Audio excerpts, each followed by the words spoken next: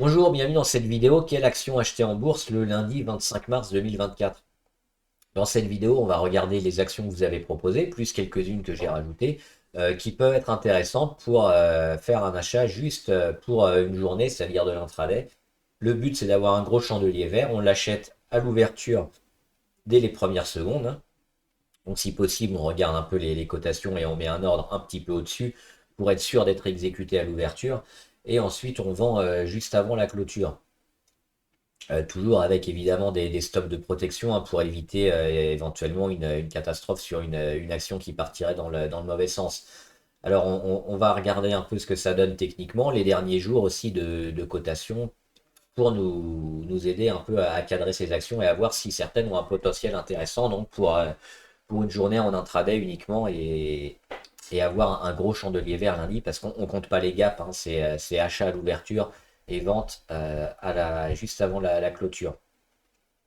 Alors comme d'habitude, je rappelle que les informations et analyses données sur cette chaîne sont données à titre indicatif et ne peuvent pas être considérées comme un conseil en investissement. L'investissement en bourse est risqué et vous êtes responsable de tous les investissements que vous faites. Alors on commence avec Aros. Aros, c'est une société américaine, notamment de vente au détail. Alors, elle est pas mal, la rose. J'aime bien. Pourquoi? Parce qu'il y a une résistance ici à 14,45, hein, qui date du mois de janvier 2022. Elle a été retestée au mois de février 2023. Et on vient la retester à nouveau ici depuis le mois de mars de cette année. On a cette grosse phase de congestion. Et puis ici, cette sortie autour du 21 décembre qui nous confirme qu'on va avoir une séquence haussière et certainement un retour vers les plus hauts. C'est ce qu'elle a fait. Pas directement on le voit, mais le breakout, le pullback sur l'oblique, hein, comme souvent, et puis après on continue la séquence haussière qui a été initiée par cette cassure d'oblique. Donc on va chercher la première résistance, après il y a un gap, on va chercher la deuxième. On consolide un petit peu aussi pour revenir une deuxième fois sur les 14,45 et on repart avec un gros chandelier, notamment jeudi. Pas d'inversion de tendance niveau MACD, on a beaucoup de volume. Le petit X, c'est éventuellement qu'on était déjà en surachat et qu'on est déjà revenu en zone un peu plus normale, entre les 70 et les 30, donc on est à 65. Mais sinon, c'est plutôt favorable, donc j'aime bien Aros, c'est une valeur plutôt intéressante donc aux États-Unis, avec des volumes et puis une tendance moyen terme et court terme plutôt favorable. Donc c'est intéressant. Alors SO, elle n'était pas proposée, mais elle a été citée avec une autre action. J'ai décidé de la mettre quand même parce elle me semble plutôt intéressante. Donc on le voit en 2022, elle cotait quasiment rien, autour des 10 euros, et puis 2 ans plus tard, elle vaut 10 fois plus. On est sur les 100 euros. Alors entre-temps, il y a eu la guerre en Ukraine-Russie, hein, les matières premières qui ont flambé. Elle a explosé, notamment en 6 mois, hein, 6 mois de 2022. Après, elle a consolidé pendant quasiment un an. Elle a fait une première tentative ici, septembre 2023, et puis finalement, elle est sortie récemment, on le voit depuis le mois de février, donc il y a un mois à peu près, avec des chandeliers énormes, hein. On le voit que, sans commune mesure avec ce qui s'est fait dernièrement. Donc des gros chandeliers, on étire les Bollinger vers le haut, on laisse un gap. Les volumes aussi, depuis le 12 février, beaucoup de volumes sur SO.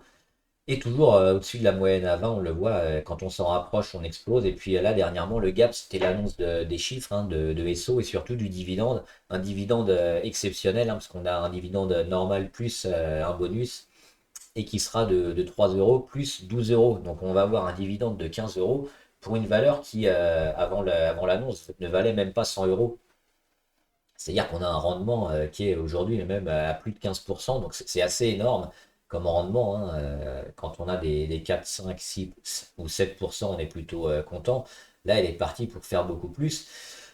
Donc ça a amené beaucoup d'investisseurs. Et moi, ce que j'aime bien, en plus des volumes, en plus du gap, en plus du momentum, c'est l'absence de mèche haute, ou alors une mèche haute, on va le regarder en minutes, qui est très, très peu marquée. On le voit notamment sur les échanges ici.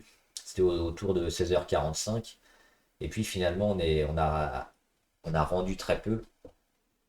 Mais ce que je vois, moi, c'est que les investisseurs continuent de rentrer et non pas potentiellement pricer le prix de l'action. Il y a encore, je pense, une petite marge pour aller chercher encore des pourcentages intéressants parce que tout le monde n'est pas rentré. Donc moi, c'est comme ça que je l'analyse. Donc c'est plutôt aussi assez favorable sur SO. GTT, alors on a eu la sortie de NJ au capital de GTT, ce qui avait expliqué ce gap baissier entre le 13 et le 14 mars. Et finalement, le marché a plutôt apprécié cette liberté offerte à GTT. Déjà, GTT qui bénéficie d'une position dominante, c'est un leader de secteur dans les transports de gaz notamment, maritime. Et donc, on avait une tendance de long terme et de moyen terme largement favorable. On est allé taper les nouveaux plus hauts à 132 et puis même à 150. Et puis donc cette sortie de NJ a plutôt été appréciée par le marché. On voit la tendance qui se continue sur GTT. Plutôt intéressant aussi. Alors, petit point négatif, c'est qu'on est pile ici, sous la moyenne à 20, qui pour l'instant fait obstacle. On le voit, on a rebondi pas mal de fois dessus. Il faudrait, je pense, dès l'ouverture lundi, commencer au-dessus, et éventuellement mécher, mais très rapidement, et puis repartir après vers le haut. Si c'est pas le cas, ça risque de faire un chandelier rouge à peu près équivalent à celui-là, mais en vert. C'est-à-dire qu'on perdrait on perdrait autour de 1% ou un petit peu plus, un petit peu moins, parce qu'on serait en échec sur la moyenne à 20 à court terme. Alors forcément, si on repart au-dessus, on peut espérer un peu mieux. Ça, on ne le sait pas avant. Ça reste favorable quand même sur GTT, mais il me manque peut-être cet indice comme quoi lundi, on va avoir beaucoup de volume et un gros chandelier, par exemple. Calray, c'est assez moyen. Alors, il y avait le gap ici à 16,62. J'avais noté aussi les 16,74. Donc, on est un peu dans le bas de la figure ici. Et c'est un peu du kit to double sur Calray. C'est maintenant où elle doit réagir, où elle doit rebondir, où elle doit travailler ici dans l'ellipse orange. Sinon, si on casse, on va casser aussi les 30 au niveau RSI. On est à 30,69. Donc on risque d'accélérer la chute, on risque de perdre beaucoup, de faire des gros chandeliers rouges.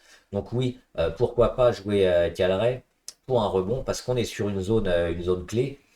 Maintenant, dernièrement, elle a donné des signes un peu inquiétants. Alors on a eu ce partenariat avec ARM qui avait été annoncé entre le 7 et le 8 février ici. Donc finalement, elle avait bien monté. Mais après, on a tout perdu en un peu plus d'un mois. On revient quand même dans cette zone-là. Donc, on est plutôt sur des niveaux de cotation qui sont pas encore inquiétants. Mais si on les casse, là, ça risque d'être inquiétant. Donc, possible rebond, mais il faudra pas aller taper les 16,20, les 16,10. Sinon, je pense que ce sera assez négatif. STM, alors comme les semi-conducteurs, toujours un peu en consolidation également. Euh, Là aussi, je ne vois pas forcément d'indice qui nous fait dire que lundi, on va avoir ce gros boom. On aurait pu l'avoir ici si on était sur les 38,8. On est un peu au-dessus. Il n'y a pas grand-chose. Il y a beaucoup de chandeliers rouges dernièrement. On est assez neutre au niveau des indicateurs. Donc moi, je m'attends à un peu de zigzag, mais pas forcément un gros chandelier vert. On est sous toutes les moyennes en plus, donc je suis plutôt partagé et pas très optimiste, même si on pourrait avoir quelque chose comme ça, un petit chandelier de 1,40 par exemple. Il n'y a rien qui nous incite véritablement à avoir une grosse journée sur STM. Alors Total Energy Gabon, je trouve ça assez moyen. Alors on le voit, même si à long terme on est bien. À court terme ou moyen terme, on a eu ce plus haut qui n'a pas réussi à être dépassé sur les 189. Depuis, elle a consolidé. Elle est revenue sur le support des 153, notamment ici avec la grosse mèche. Donc c'est vraiment une zone bien testée, bien validée par le marché, sur lequel on achète.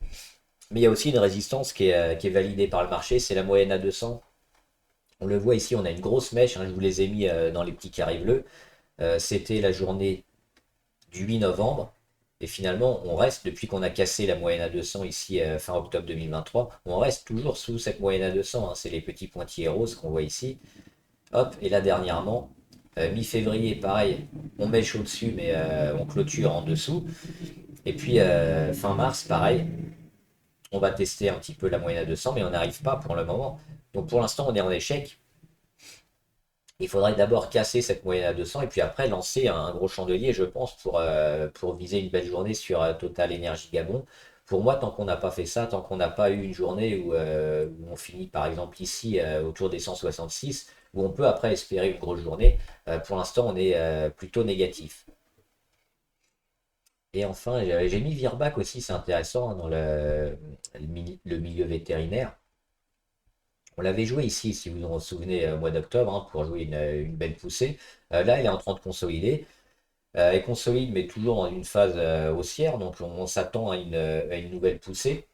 Elle a fait un autre gap, hein, le premier gap ici le 24 octobre, le deuxième un peu plus petit le 19 décembre, qui a toujours pas été comblé. La mèche, intéressante, la mèche, ça s'achetait, hein. Le 20 mars, il y avait des chances d'avoir un gros chandelier vert derrière, parce qu'on va mêcher très bas. Et c'est ce qui s'est passé le lendemain. Et puis là, on est en embuscade, on le voit au troisième point d'impact, c'est-à-dire qu'on pourrait lancer peut-être un gros chandelier vert qui irait chercher peut-être la résistance à 5,50, donc à près de 5%. Là aussi, on pourrait faire échec, hein, parce qu'on est en phase de congestion. Alors, quelles sont les chances de casser ou d'aller vers le bas? C'est assez équilibré parce que dans cette phase de congestion, généralement, on attend la cassure pour investir. Mais là, ce genre de cassure peut arriver dès la première fois, hein, dès le troisième impact, parce qu'on est déjà dans une phase, dans une tendance forte, dans une tendance d'achat, avec quelques volumes quand même soutenus, même s'ils ne sont pas énormes. On est arrivé, je pense, à la fin de la conso, hein. On a eu cette première phase, puis cette deuxième phase pour revenir en terrain neutre niveau MACD. Au niveau du RSI, on le voit, on est juste sous l'oblique pour casser aussi le troisième point d'impact. On est à 56, donc on vient de repasser un peu en zone acheteuse. Ça pourrait casser fort, je pense, Virbac lundi ou mardi ou assez prochainement. Donc là, on est vraiment tout proche. Ça me semble aussi intéressant. Donc pour conclure, il y a Aros que j'aime bien, qui est plutôt favorable aussi.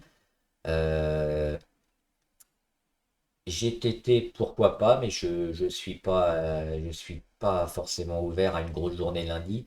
Calray et STM, j'éviterai. Total Gabon également. Virbac, je suis plutôt favorable aussi. Donc avec Virbac et Aros, si on veut jouer en France ou aux États-Unis, probablement avec le moins de risque de volatilité. Et moi, pour le jeu, je vais tenter ESSO. Je l'achèterai probablement également lundi, hein, sur mon compte parce que je vais essayer de profiter du momentum, des volumes qui sont énormes, des pourcentages qui sont assez gros. Donc je mettrai, je pense, un stop autour des 3-4% ou des 111. Je verrai selon le prix d'ouverture pour aller tenter une grosse journée, des gros pourcentages encore au-delà des 4-5% probablement. Euh, voilà, donc j'espère que la vidéo vous a aidé. Vous avez mes idées, mes choix un peu selon les risques et selon le potentiel des actions. Et bah, dites-moi lesquels vous allez jouer éventuellement, vous allez acheter lundi et votre avis sur ces actions. Bon trade, à plus!